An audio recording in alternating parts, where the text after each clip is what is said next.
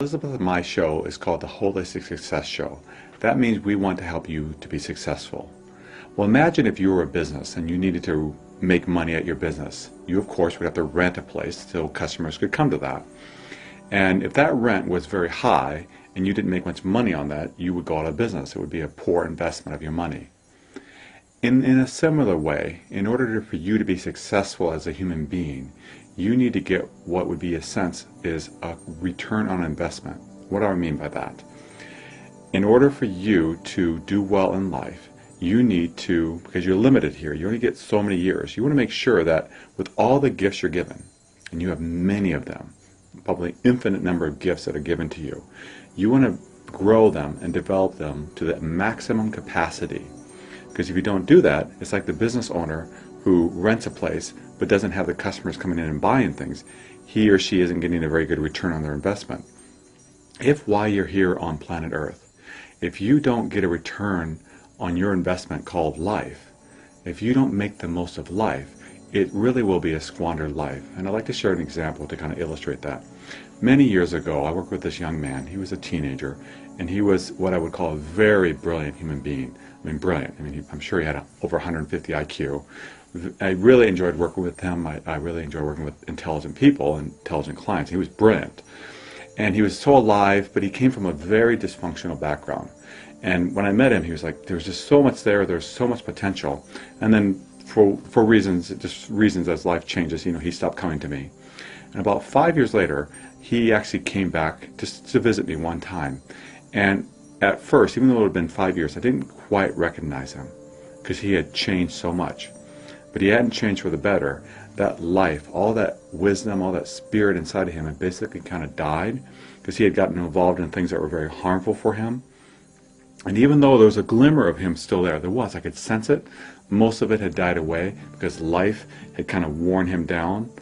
And I think it's important, and what this show is about is to help you not get worn down with life. In life, we're here to grow. We're here to learn.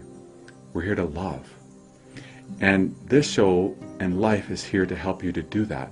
Because if we don't do that, if we don't take the time to learn, to love, to grow, we will slowly start decreasing and not being well.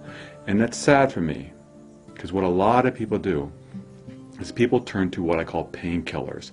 And painkillers are, as life is hard and they have difficulties, instead of overcoming them and stepping up to those challenges and growing, they kind of succumb. They say, this is too hard, I give in, I don't want to do this anymore. And they turn towards painkillers. Painkillers are a form of addictions. They can be alcohol, relationships, drugs, food. There are many forms of addictions. And I don't mean to be critical, that isn't my point. But the point is that you, as a human being, are totally awesome and beautiful. And there is truly an infinite capacity of growth inside of you. And while you're here, however much longer you have, whether you're young and watching the show, or whether you're very old and at your last breaths of living, I want to challenge and encourage each and every one of us to grow. We can always grow. We can always continue to grow. It's hard if you want to say, I need to be perfect. I need to be just like Elizabeth and be as healthy as she is. I mean, that's not going to happen overnight. However, if you spend time improving a little bit and a little bit and a little bit, that 5% rule that I really like, just make small changes today. What you find is those small changes add up to it and improve life. And if you use a positive approach, which we are always advocating, improving your life, but with positive rewards and complimenting yourself when you do well, and when you do poorly, say, well, what can I learn from that? Again, when you do poorly, what can I learn from that? And then grow. And as you grow, what you'll find is your life will just become more and more beautiful, so that when it is time to end your life, you'll look back and say, I lived well. So please live well. Never give up on yourself. Love, live, and peace. Our first question comes to us from Sylvia T. in Argentina. My husband is obsessed with running his business and works non-stop, leaving no time for myself, family, and friends. I've tried to discuss this with him, but it doesn't help. What can I say or do to help him understand? Sylvia, a lot of people struggle with that as men get busy, as our spouses get busy with their work. We don't know what to do. But there was a word you used, I think is where to start. It's called understanding. He is getting busy with work for a reason. He's diving into his work, and there's a reason behind that. And what I want to first encourage you to do is try to find out what's causing that. Maybe he's afraid about the financial market right now. Maybe there's something bothering him on the side that you're not aware of, or something you are aware of that's pushing him. Because when we work a lot, it's like an addiction. We're working a lot because we're pushing emotions away. And if you try to understand that, I think then you'll be able to go to part two.